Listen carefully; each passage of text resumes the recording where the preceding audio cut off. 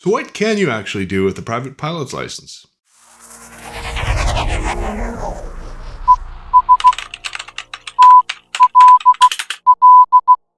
In one of my previous videos, Bachata family asked in the comment section about some administrative questions. They asked whether, if we want to go to Vilnius next week, can we? Also asked, do we have to give advance notice of a flight? As well, they asked, can we just go over Estonia for a sightseeing flight and come back to the same airport? First off, about the flight to Vilnius, absolutely you can fly from Tallinn to Vilnius. About 300 miles, so you're going to be about 3 hours in a 150 or a 172.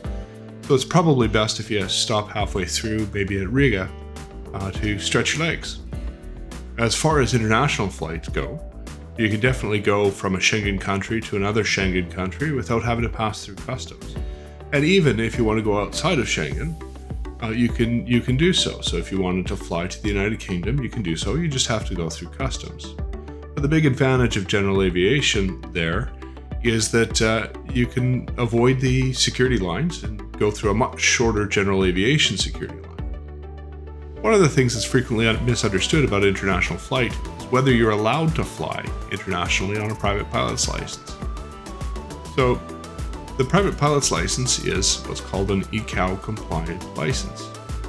What that means is you can fly in just about any country, so long as your airplane is registered either in the same country your license is from, or in the case of an EASA license in Europe, so long as the plane is registered in an EASA country in Europe. So you can fly as a Estonian licensed pilot, a German plane or a Dutch plane, but you can't fly a United Kingdom plane or a United States registered plane.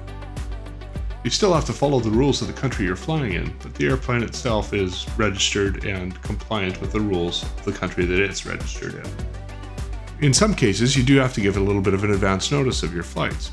If you're going to be going within 3 miles of the border, or if you're going to be crossing a border, you do have to file a flight plan in advance.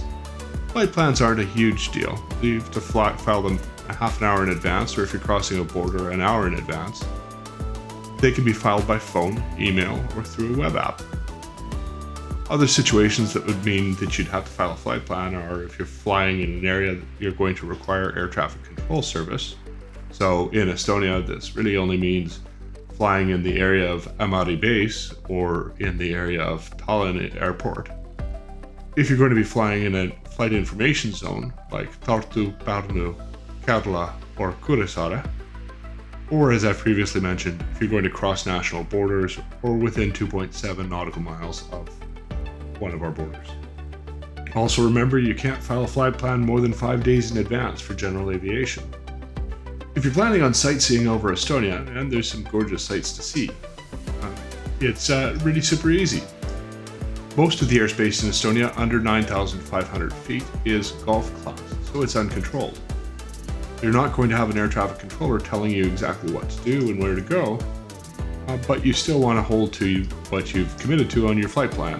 If you're going to be late coming back into controlled airspace, it's important to file an amendment and adjust the times appropriately. I wanted to send out a huge thanks to Bachata family for a fantastic question, and I hope this has answered your question and maybe a little bit more. If you've got more questions, definitely put them in the comments below. If you like this kind of video, please remember to hit subscribe and hit the bell to make sure that you get notified of new videos coming out.